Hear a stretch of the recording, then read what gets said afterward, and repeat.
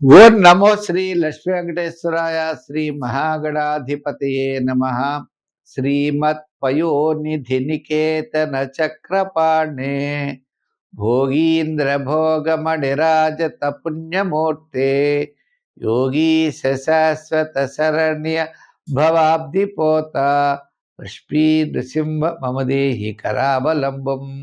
ప్రేక్షకుల నమస్కారాలు తెలియజేస్తూ మనం ఈ వారం రాశి ఫలాలు తెలుసుకుందాం. ఫిబ్రవరి 1 నుంచి ఫిబ్రవరి 7 వరకు ఉన్నటువంటి గ్రహాల యొక్క పరిస్థితులను అనుసరించి మనం రాశి ఫలాలు తెలుసుకుందాం.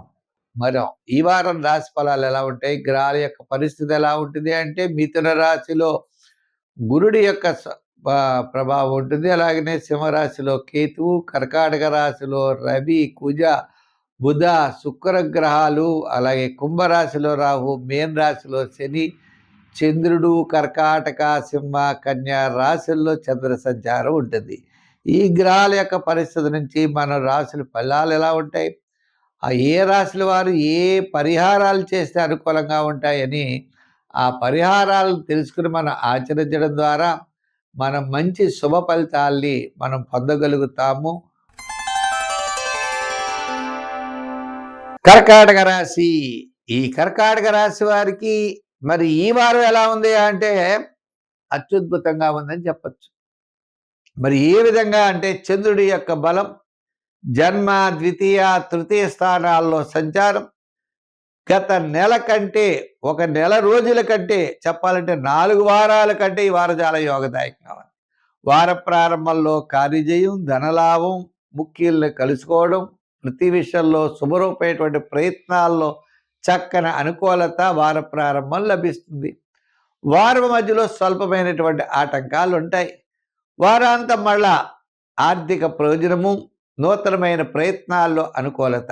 అయితే సప్తమంలోనే చాలా గ్రహాలు ఉన్నాయి. సప్తమంలో రవి, కుజుడు, బుధుడు, శుక్రుడు ఇవి ఎలా ఉన్నారు. అయితే విందులు వినోదాల్లో పాల్గొచ్చు, క్యాలిక్యులేషన్స్ కరెక్ట్గా ఉండొచ్చు. ఆత్మస్థైర్యం తగ్గుతుంది. అంటే మానసికమైన ఒత్తిడి పెరుగుతుంది. నీ చేయగలనా లేదా అనే సందేహాలు ఉంటాయి. అదేవిధంగా రూపాయికి రూపాయి పావుల ఖర్చు అవుతుంది. వ్యయం కూడా ఎక్కువగా జరుగుతుంది. మానసికమైన ఒత్తిడి ఉంటుంది. సందేహాస్పదమైన ఆలోచనలు ఉంటాయి.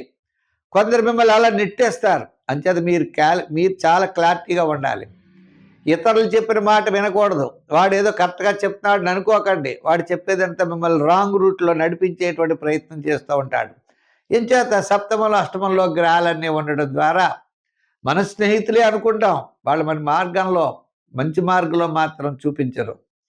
అంటే చూపించాలని వాళ్ళు అనుకున్నా ఆ మార్గం సరైనదైతే కాదు.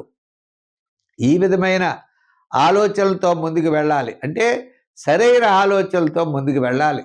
శుభరూపమైనటువంటి ప్రయత్నాలు కొంతవరకు పర్వాలేదు, కానీ కొంచెం నిదానంగా ఉండడం మంచిది. అంటే తొందరపాటు చర్య పనిచేయదు.